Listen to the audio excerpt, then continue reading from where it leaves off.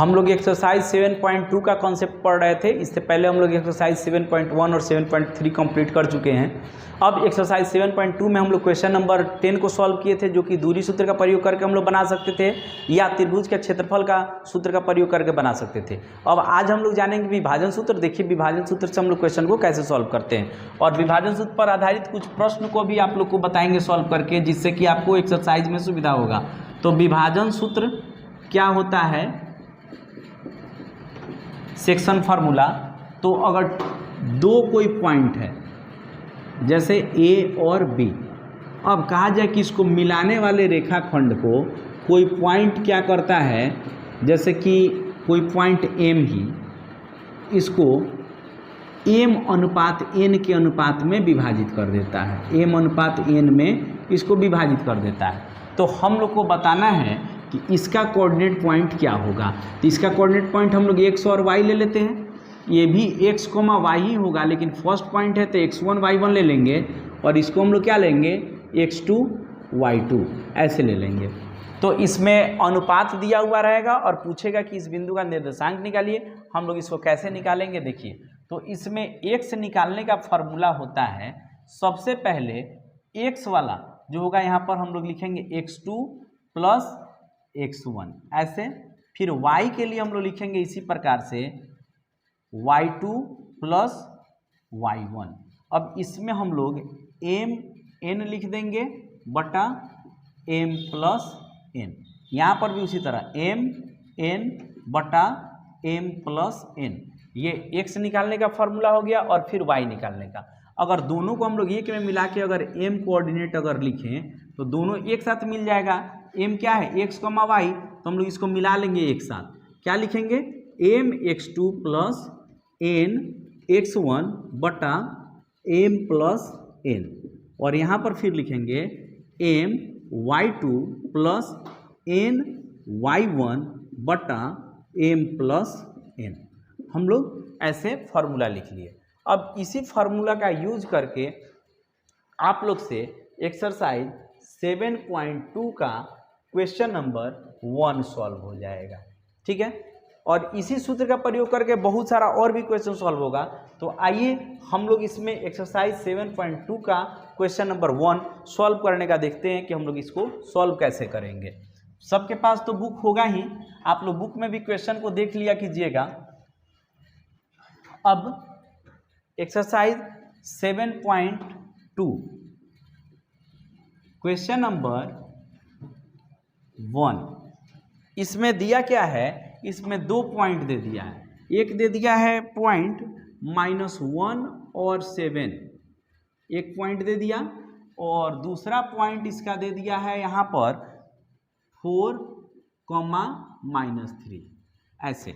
यहाँ पर दो पॉइंट दे दिया, एक दे दिया -1, 7, दूसरा दे दिया 4, -3, और कह रहा है कि इसको मिलाने वाला जो रेखाखंड है, इसको कोई बिंदु इसमें क्या करता है कि 2:3 में इसको विभाजित कर देता है। कोई भी बिंदु यहाँ पर आ रहा है जो इसको 2:3 के अनुपात में विभाजित कर दे रहा है। हम लोग को इस बिंदु का निर्देशांक बताना है कि क्या होगा। तो हम लोग यहाँ पर क्या करेंगे, यहाँ हम लोग इसको a नाम दे दिए, और इसका मान हम लोग लिख दिए -1,7, और इस पॉइंट का नाम हम लोग क्या दे दिए b, और इसका हम लोग लिख दिए 4,-3। अब इस पॉइंट को कुछ भी मान लीजिए, जैसे कि मान लीजिए हम r मान लिए, ठीक है। यहाँ तक तो लिखेंगे हम लोग, माना कि a कोऑर्डिनेट -1,7, फिर हम लोग लिखेंगे यहाँ b कोऑर्डिनेट 4,-3, ठीक है। इसके बाद हम लोग लिखेंगे यहाँ पुनः माना कि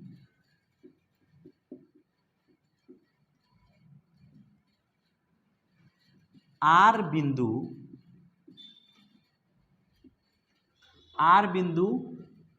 AB को 2:3 के अनुपात में विभाजित कर रही है। हम लोग ऐसे लिख दिए। इसमें आर बिंदु जो है इसको क्या कर रहा है, 2:3 के अनुपात में विभाजित कर रहा है। अगर आप चाहते हैं तो यहाँ पर आर कोऑर्डिनेट यहाँ x, y लिख सकते हैं ऐसे। अगर नहीं चाहते हैं तो डायरेक्ट जो दोनों का एक साथ फॉर्मूला बताए थे कि mx2 प्लस एन x1 बटा m plus n, my2 plus n y1 बटा m प्लस n, उसका आप डायरेक्ट यूज करते तो बन जाता, तो x, y नहीं लिखना होता। अगर x, y लिखते हैं तो x का वैल्यू अलग निकाल लीजिएगा, y का वैल्यू अलग, और फिर दोनों को एक साथ कॉमा देके लिख दीजिएगा, आंसर आ जाएगा। ठीक है, हम लोग यहाँ पर r कोऑर्डिनेट ऐसे ले लिए। अब हम लोग क्या करेंगे, चूंकि ये पहला पॉइंट था तो इसको हम लोग x1 और y1 लिखेंगे। x1 का मान कितना है, -1, y1 का मान 7, फिर x2 का मान देखिए, x2 का मान कितना दिया हुआ है 4, और y2 का मान दिया है -3। फिर इसमें m अनुपात n है तो m और n, m का मान 2 और n का मान 3 हो गया। हम लोग यहाँ सबसे पहले x निकाल लेंगे। ठीक है, तो x निकालेंगे, फार्मूला क्या होगा बताए थे तरीका लिखने का, x2 प्लस x1 ऐसे लिख देंगे, m n लिख देंगे बटा m प्लस n। अगर इस तरीका से आप लोग लिखते हैं तो फार्मूला याद करने में सुविधा होगा। अब वैल्यू पुट कीजिए, यहाँ पर m के जगह पर 2 गुना x2 के जगह पर कितना मान आया है, तो देखिए x2 के जगह पर मान आया है 4, तो हम लोग यहाँ लिख देंगे 4 प्लस n के जगह पर 3 गुना x1 का मान आया है -1, तो हम लोग यहाँ रख दिए -1 बटा m का मान 2 और प्लस n का मान 3। यहाँ कितना आ जाएगा, देखिए गुना करेंगे तो आ गया 8, -3 में 1 से गुना करेंगे 3 बटा कितना होगा 5। ठीक है, अब 8 में से 3 को घटा लेंगे तो 5 और बटा 5 कट जाएगा, मान कितना आ गया, तो इसका मान आ गया 1। तो x का मान निकल गया कि x का मान कितना आया, तो 1 आ गया। अब हम लोग फिर मान किसका निकालेंगे, y का, तो लिखेंगे y बराबर, फार्मूला क्या होगा बताए तरीका लिखने का, y2 plus y1, m n और नीचे में भी m प्लस n कर लेंगे। तो m का मान देखिए कितना है, m का मान, तो m का मान है 2 गुना y2 का मान यहाँ देखिए कितना दिया है -3 प्लस n का मान 3 दिया है, गुना y1 का मान देखिए कितना है 7, तो 7 लिख दिए बटा 2 प्लस 3, m और m का मान यहाँ पर लिख दिए।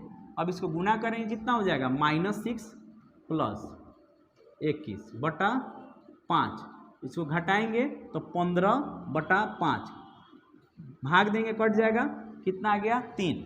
अब इसके बाद हम लोग लिखेंगे, चूंकि r कोऑर्डिनेट क्या है तो x, y, तो इसलिए r कोऑर्डिनेट क्या हो जाएगा, तो इसलिए r कोऑर्डिनेट आ गया, x का मान कितना आया था 1 और y का मान कितना आया है 3, तो r कोऑर्डिनेट कितना आ गया 1,3।